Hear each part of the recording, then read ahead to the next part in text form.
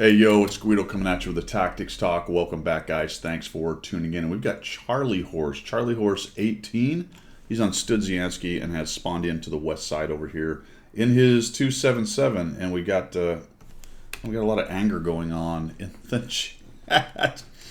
And we got Charliehorse headed back here, and he's going to run over this building and wander off this way to the south. Okay, so I've been working with Charliehorse quite a bit.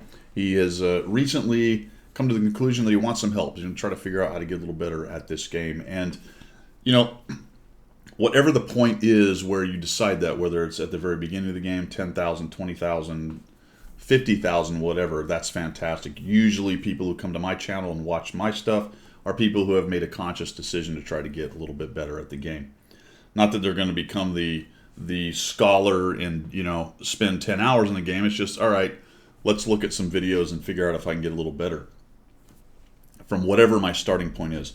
And in the recent past, in the last couple of weeks, we've talked a lot about big picture flow, match reading and flow. And when I looked at Charliehorse's two examples, I've got two of his games here. I was looking at it and I said, all right, we need to go back to basics a little bit here, because the large picture meta map flow, the reacting to the battle, the reacting to the flow of the battle on the big picture, taking into account the whole match, is very, very important. But before you can get to that point, you've got to be able to control your local area. So this is what we're going to talk about. We're going to talk about match flow in the local area and what you're doing with your tank, because you've got to survive the local area. You need to win your flank, win your local area in order to preserve your vote to move on to the rest of the battle, right? So it's kind of the initial test. I need to go to my flank, or the area that I've picked, the position I picked. I need to dominate it, win it if I can, and then how do I flow on from there? So we're going to talk about the very basics about local area, and also a lot about facilitating damage in that local area with your tank. All right, so you've got to pay attention to what's going on locally. You've got to pay attention to the guys that are with you in the small area, in this case the south area here in the buildings, before we can worry too much about overall game flow. Okay, so we're going to go back to basics right here and talk about that with Charliehorse. So he's going to move on into here, and we've got a 257 lit. We have two artillery on each side. Charliehorse comes in here, and we got a decent amount of people with us, but are they really with us? No, not exactly. The JPZ and the T10 are way back. The 110's way back. Even the T30 is pretty far back there. Only really the T54 and potentially the 110E4 are in the immediate area to help us. So now we're going to try to start manufacturing some shots. And Charliehorse comes in here, gets up against this building, and starts working some side scraping. He saw the 257 right there. So he's going to back out. All right, so like I said, we're going to get back to basics. You come out and you've got your pipper right on that guy. This is now a time to start investigating, where is he? Do I actually have a shot? And this is just basic camera technique. Okay, basic camera work, camera technique. Start moving your pip around and go, oh, look at this, I got a light. All right, probably not going to pin that guy because it's a pretty good angle, but at least I know a bit of his rear end is sticking out, and that's where the building stops. And we just sort of look at him and go, okay. Now that also makes me think that you might not have a great idea of where the tank is in existence compared to where its icon is. The closer you are, obviously, the higher, relative looking anyway, the icon is. His tank is down in here, and you're kind of looking up here with your pipper right there. So also you can kind of tell where the ground is, so you'll probably find that guy somewhere in that general area. Like I said, we're going to talk about real basics right here. We back out, and was that you shooting? I'm not, no, somebody shot. I don't know if he saw you or what was going on with that. So there's a 257. He's taken some damage. There are people shooting in there, but I don't know what they're shooting at. They might be shooting at the guys behind you. There's some artillery going on where the 257 was. Now the 277 is a fast, heavy tank. It doesn't have great armor compared to most heavy tanks at tier 10, but it's pretty darn good armor against medium tanks and light tanks and things like that. And with decent angling and some luck, you're going to bounce some of these other tier 9 heavies and heavies in the game. So Charlie comes around, and at first I was kind of thinking, I'm not really feeling this push right now. There's not enough SA going on here. There's a decent stack of enemies over in the factory. There's a 257. There's a Badger way back here, but we're missing a 110E3 unless he's in that stack down there, and quite a few other tanks, the WT as well. But it ends up working out. It comes through here, and now we're getting aggressive. And I like this part of it. Now, here's the problem.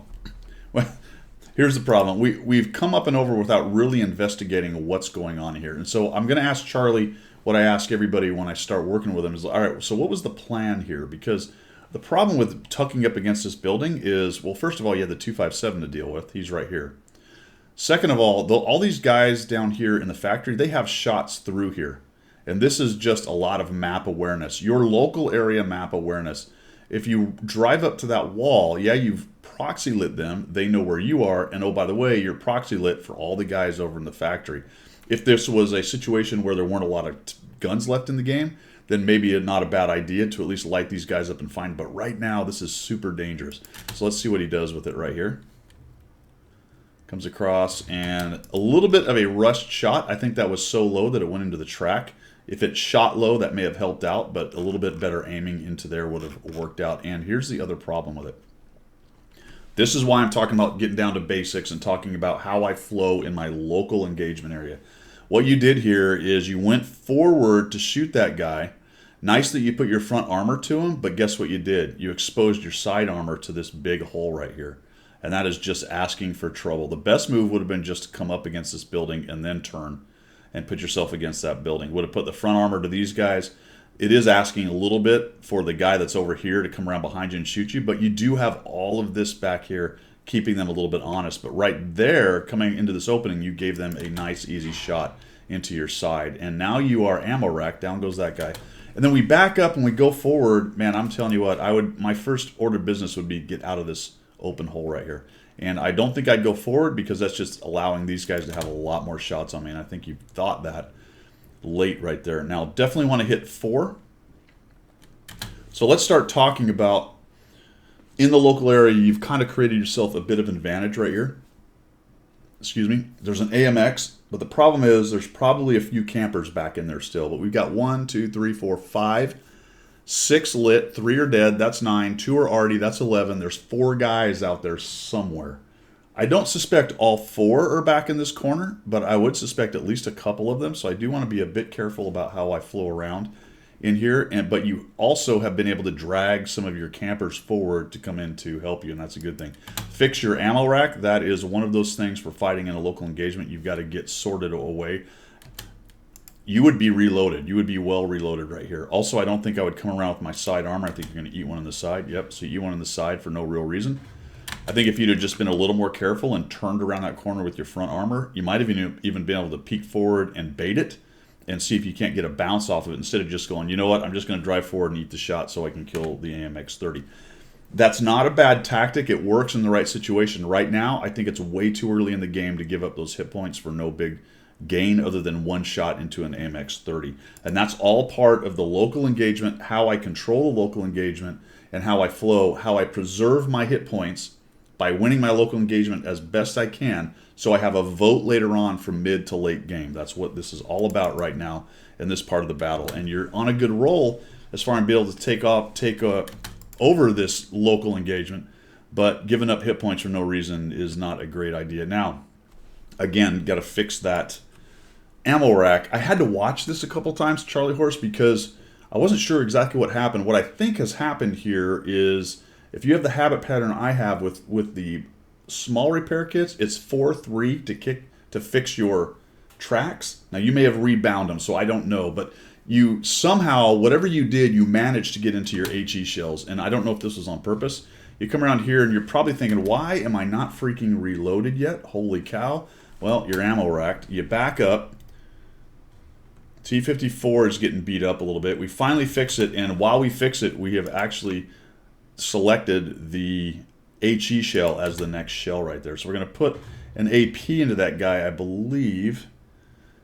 And we finally get that guy dead right there. And now we've got an HE shell. So there was something in there with your key binding and what you were pressing. For me, what happens there is if I have a manual, let's pause it. If I have a manual or a small repair kit, not manual, I guess it's sort of manual, where you have to actually hit the keys. I'll hit 4 for the repair kit and hit 3 for tracks if that's what you were trying to do. But in this case, because it's automatic repair kit or large, you hit 4, it repaired. If you hit 3 after that, it set you up for your HE. All right, I'm not saying that's exactly a sequence, but something has definitely gone on here. Unless you selected HE for some reason, you'll have to let me know. And maybe you just knew this artillery would show up. All right. We have just sort of driven in here, kind of wandering around. Let's take a look at the local engagement. We won the south, and now we got to turn that win into something else. Do I need to go back to cap? No. Looks like it's sorted out. Do I want to drive out into the open right here so all the TDs and everything camping back here and these guys over here have shots on me? Absolutely not.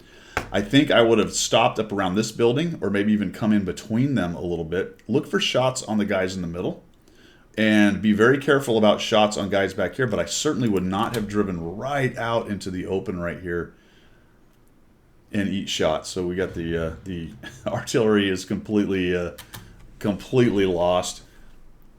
HE worked out, but he had so low hit points it didn't really matter. And we just kind of flow across this, and we're missing shots. Look at this. Investigate. You have a shot on the WT, man. He's right there. It's actually behind. What is he behind? Is there a dead tank or something? It's very strange. Is that... Oh, he's actually not behind anything. There's actually a truck right there, so you could shoot through the truck. Not with HE, you can't. But in any event, you've got a highlight on this guy. And so this is the next thing I want to talk to you about is, and it's already happened a couple times as you flowed through here, you're missing shots because you're not paying attention to what's being lit on the map. And especially in the local engagement, that's very important. When you start to get that kind of synergistic roll going, the snowball going downhill, you need to be firing. Every time your gun is reloaded, you need to have a target, or you need to be working to have a target. And that's where I talk about creating shots, okay, and facilitating damage, all right? You're creating shots, you're facilitating damage, and you're doing a lot of driving around. I'm sorry, I said you were loaded, but you weren't quite. Now you are, and you're kind of looking at them. But, man, dude, I'd have just stopped. Just stop and let that dude have it. Absolutely. So just missing shots. And that is going to, once you learn how to do that a lot better, pay attention to your local engagement and get shots off as soon as possible, you're going to find out that, what'd you do, 54. Oh, no, you got 226. Your HE kind of screwed you. You got a low roll on your HE. You're going to find out that your damage is going to increase by quite a bit. So we got the 705. He gets dead. Looks like the JPZ just nukes the guy. All right, so local engagement more or less won. Decent job flowing from winning that local engagement to now going to the next more important place, which is back into their backfield. There's no real reason to fold back over, although I might have started to work on shots in the middle. If that middle all of a sudden breaks through and kills all your guys in the north, they haven't. They're not going to either. But you may have wanted to support them because, once again, all these jokers in the back are camping. Okay? I'm going the wrong way. All these jokers in the back, they're all camping. And as long as they're sitting in the back, they're doing nothing. They're not really in the game. All right? So consideration for that right there. You rushed that. I would have waited for that to zoom in. Absolutely waited for that to zoom in. And then you back out. And I'm like, okay, why are we backing out? Trying to be very careful, trying to preserve hit points. This guy's hanging out right here. He takes a big hit. Then he decides, you know what, I'm tired of taking hits, and he backs out of this. All right, so like I said, we won our local engagement. We flowed onto this. We missed some shots of opportunity that we could have taken there. And all of a sudden, it's very interesting here for me, Charlie, because you're really aggressive early, and you go to the right spot. And then all of a sudden, we throttle back. And I don't know if it's because you've lost a couple of hit points or you're worried about some big TDs and stuff back here. But we just sort of push up to here. And all's well. We're feeling okay. We're probably feeling pretty good about this. And all of a sudden we back out, and then we get really timid. And as the enemy team starts to lose more and more tanks, it almost seems like you get more and more timid. We're going to back. T-54 is going in. The problem with what you're doing here is you're unlit and you have no shots. If you were over here with the T-10, maybe behind the building back about right there, you'd have shots down that line. And that is part of creating your own shots, going to the spots where you need to be. Finally, you kind of start to move forward and get to that. And when I saw you moving forward here, I went, okay, great. He's going to rage and start just blasting things. There's no curiosity from you about what's going on over here. Got a bit of a light. At least look at it, investigate it.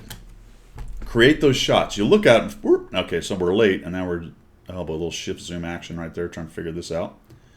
All right, this is interesting to me too. You got an IS-7. You don't have a great shot. You got a Kron-Vagagen going in there. You know what I'd do there? I would go for that tracking shot. Try to pin him down. Try to hit his tracks, and then you get that sweet assist damage from the Kron. That's just another one of those little things that you think about when you're maximizing your...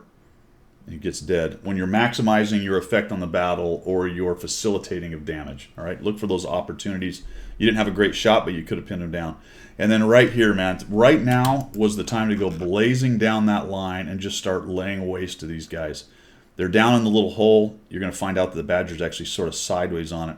You could have driven in there. A couple things were going to happen there. You were going to get some damage, and you were going to get a bunch of lights and keeping them lit, and you were going to get some assist damage. But what we choose to do is hide behind the... I don't know. Are we capping? We're capping.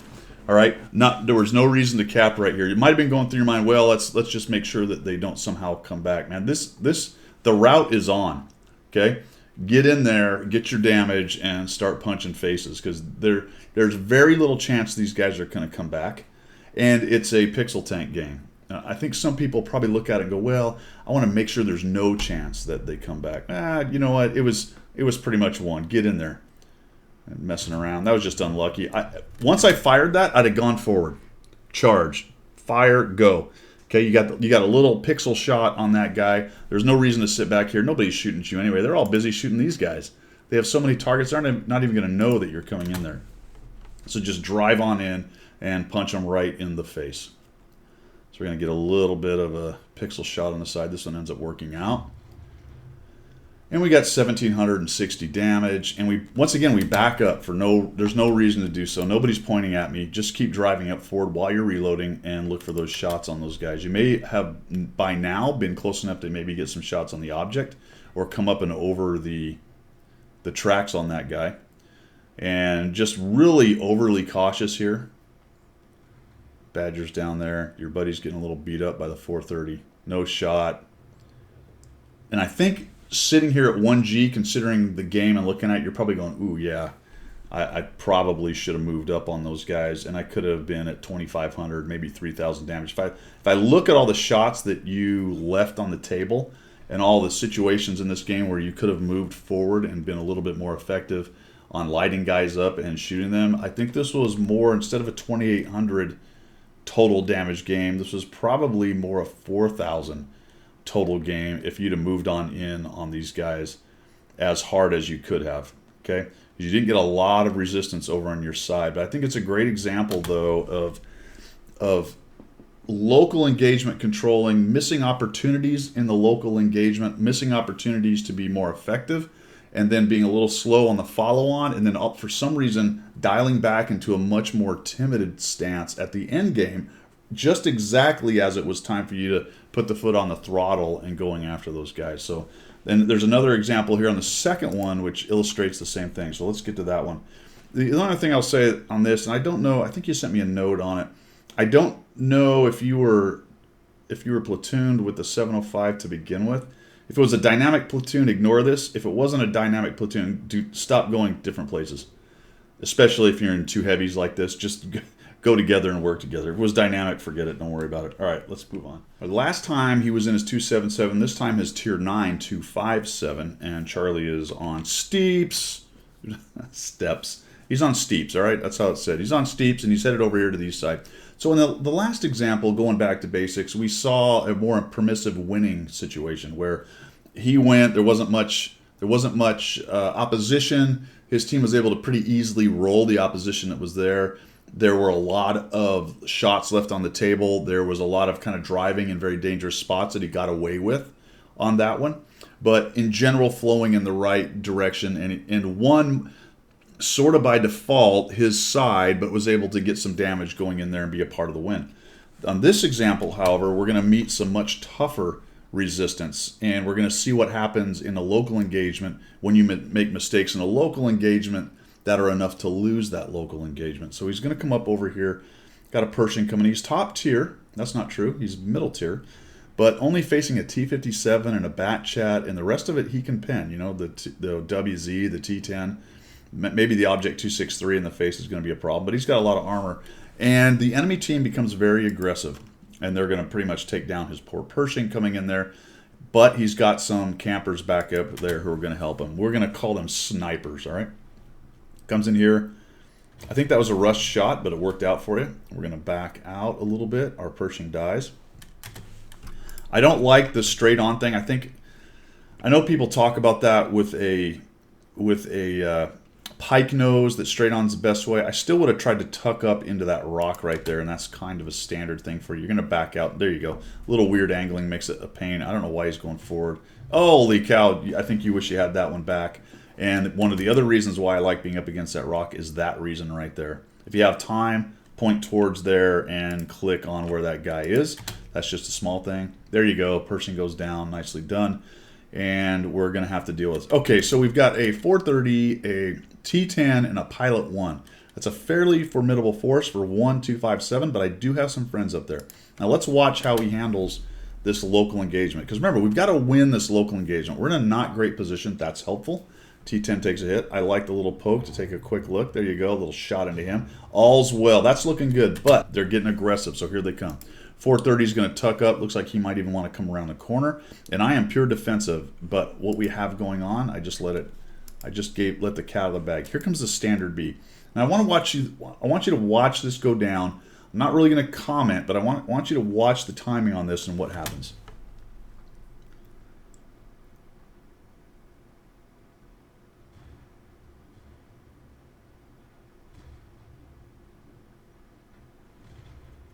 Okay, that was actually painful for me to watch because I've seen this happen so many times, and I am the standard B. I am making a big move to try to get in there. I'm going to get behind somebody who's relatively isolated, and our local engagement can be quickly won if somebody would pile in there and help me, and you rocked back and forth. All three of them turned to fight the standard B. Now, a little unlucky. I think he got ammo racked in there. And I don't know if he was tracked coming up and over or if he was actually stopping. If he stopped, that's his problem. And now the 54 is in there, and you've been reloaded, and you're not there. As soon as you saw that standard B go up and over and them start to turn, you should have went after him. Now, you have a couple options on this one. Number one is to just come around the corner and shoot him in the side. Right? You don't want to fully commit, go around. There could be some more guys coming around this corner. There's a lot of guns in the game, so maybe you don't want to just flow around and get shot a bunch. But you could have at least already been around this corner and fired, and by the time the 54 engages, be almost reloaded, but we haven't even fired once. The other one is to just pile around the corner and go at him. Pile around the corner and go at him. Let's see what you do here. We come around, and we look for a shot, and holy cow, it's taking a while. There we go. And so down goes the T10, and we shoot, and then we back out. All right. The enemy team hasn't come around the corner. We're talking about timing here. This game is a lot about timing. So the standard B goes over. The T-54 goes over. You've already lost the entire standard B. You've lost most of the T-54, and you've taken exactly one shot in this local engagement. That's why you're losing over here. You should have already been around the corner. Now, once you commit, one thing you can do that's really great about heavy tanks in situations like this is they can really bully as far as ramming medium tanks. So it looks like you're sort of going for them. Not bad. There you go. It's unfortunate you didn't actually track him. I'd keep going at him, though. So you should have been around that corner earlier. Could have got that ram in a little bit sooner. And then we're really struggling, I think, here a little bit with aiming. That one did not work. You take a hit and get ammo racked. And then the artillery hits us, and holy cow, we've been... wow, we got beat by those three guys. We lost 3 tanks. We get absolutely schwammered by these dudes. I thought you just might pull it out here. But the Conway finally... Look how long that took for his team to follow up and help. So that was really an interesting sequence from both sides, and it really does illustrate how people misreading local engagements can really swing it one way or the other. All right? So I think as soon as that standard B went up and over and started shooting, you should have come around that corner and helped. And I am pretty certain had you gone around, even that early first shot, I think would have swung that and would have kept that T-54 alive. It would have at least got the 430 dead before he killed you in there. So you've got you've got to win these local engagements, and the only way you get to worrying about the large meta flow of a game and having a vote from mid to late game is by winning the local engagements. And the timing of the local engagements, the sequence, the knowing when to pop, when to support, when not to support, those are all incredibly important. And those two main choices, the at least peek around and shoot immediately and kind of assess the situation, then maybe come around later, or go all in, flow around with all three of your, or your 2 of your buddies, would have been 3 of you total, but 2 of your buddies, and start mixing it up and taking these guys down as soon as possible. And we end up with 1,700 damage, 1,459 assist. And I see this a lot with players who know the general correct place to go meta-wise. Like, that was a decent initial, decent initial place. You were probably trying to head for about where the Conway is. But the enemy team proved they're coming in. You stopped back here. That's all good. But they oftentimes lack the understanding of how to fight that local engagement. And they miss opportunities. And that was a huge opportunity for you to win that engagement. Now, you weren't going to come out unscathed. It was a 430. It was a T10, and then a fairly quickly dead pilot.